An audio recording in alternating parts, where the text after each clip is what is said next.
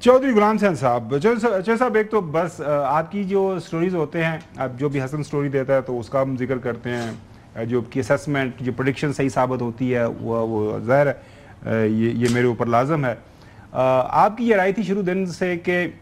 جو مرضی ہو جائے کے پی کے اندر کوئی فارورڈ بلاک نہیں بنے گا۔ آپ نے، مجھے اچھی طرح یاد ہے، آپ نے یہ بھی کہہ دیا تھا کہ جس دن اندر سے بانی نے کہہ دیا کہ علی مین گنڈا پور صاحب آپ گھر جا رہے ہیں اور کوئی دوسرا چیف منسٹر بن رہا ہے، تو ود ان نو ٹائم علی مین گنڈا پور صاحب اپنی جو ہے وزارت چھوڑ کے چلے جائیں گے، اور ایک علی مین گنڈا پور صاحب کو یہ کریڈٹ جاتا ہے۔ انہوں نے کوئی ایفس اینڈ بٹس، اور انہوں نے کہا جی میں دوبارہ جا کے کوشش کر لوں گا، بات کر لوں گا اپنے قائد سے کہ جناب اعلیٰ کوئی غلطی ہوگی تو معاف کر دو، لیتے 1.5 سال ہوا میری چیف منسٹرشپ نو، انہوں نے بالکل استعفیٰ دے دیا۔ تو یہ آپ کی رائے تھی، آپ اس کے اوپر آپ کی اسیسمنٹ تھی جو کہ ٹھیک ثابت ہوئی۔ اب آ جاتے ہیں آپ کی پارٹی کے اوپر۔ آپ کی پارٹی کا جب میں ذکر کرتا ہوں تو میں آپ کو چھیڑتا نہیں، چونکہ آپ بانیوں میں سے ہیں پاکستان پیپلز پارٹی کے۔ اب ان کے نمائندے وہاں پہ گورنر موجود ہیں، تو انہوں نے قانون نہیں سی پڑھا ہوا، انہوں نے نہیں سی پتا کہ میرے اوپر لازم ہے، ہاؤس نے الیکشن کر دیا، اکثریت واضح طور پر ثابت ہو گئی، تو اس کے بعد میں دوبارہ سے جو صاحب آپ کو بلاول بھٹو زرداری صاحب کا یہ آج جو انہوں نے حکم دیا اپنے گورنر کو کہ گورنر صاحب یہ تسی ایتھے کی کر دیو پہ؟ آخری بات، گورنر صاحب آپ کو میرے خیال میں پختونخوا پہنچنا چاہیے۔ میں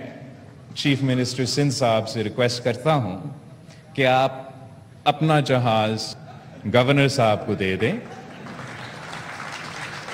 تاکہ گورنر صاحب جو ہے وہ پختونخوا پہنچ کے آئین اور قانون کے مطابق اپنا ذمہ داری ضرور پورا کرے گا، اور جو بھی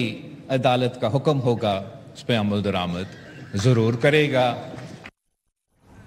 ویسے صاحب جب جو ہے نا وہ بلاول بھٹو زرداری صاحب نے بڑے پیار سے کہا نا گورنر صاحب، تو وہ اس کے بعد جب کیمرے والا علی مین میں کہہ رہا ہوں فیضل کریم کنڈی صاحب کے اوپر جو کیمرہ ڈالا نا، اب ان کو سمجھ نہیں آ رہی تھی میں ان کی کراں، میں کس طرح سے چھپ جاواں، مطلب ظاہر ہے تھوڑی سی وہ ایک امبیرسنگ صورتحال ثابت ہو گئی۔ تو چاہیے صاحب یہ ویسے یہ ضرورت سی ہے منگنا پڑھن دی، مطلب کہ جو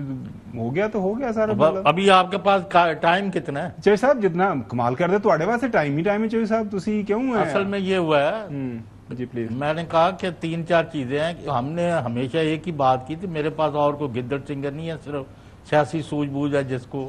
اللہ کے فضل سے میں نے over a period of time, آپ کو پتہ میری صحت خراب سی، میں گر کے یعنی آپ کے جس حالت میں کراچی میں میں دیکھا تھا، جی تو میں پھر بھی میں نے کہا میں نے گراؤنڈ ریالٹیز خود چیک کرنی ہے کہ آپ روز ہمیں کہتے ہیں ان کے ساتھ تو 200 بندہ نہیں ہے، ان کے تو 50 نہیں اکٹھے ہوتے۔ میں کہا اچھا 50 ہوتے ہیں کہ میں خود اپنے پیسے خرچ کر کے خود جا کے دیکھتا ہوں۔ اینی وے بات یہ ہے کہ عوامی پریشر کے آگے کھڑا ہونا مشکل ہے، پہلی بات۔ نمبر 2، ان کے پلانز تھے کہ یہاں توڑ پھوڑ کر کے گورنمنٹ بنانے کی کوشش کرنی تھی، وہ اس میں کوئی کامیابی نہیں ہوئی، عوامی دباؤ نے بہت زیادہ ایم پی ایز کو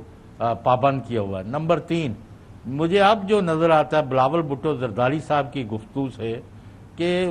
جو فیصل کریم کنڈی صاحب جو تھے وہ آپ کے موقف کو، اسلام آباد کے موقف کو زیادہ لے کے چل رہے تھے، اور انہوں نے پارٹی کو بھی نہیں اپنا لیا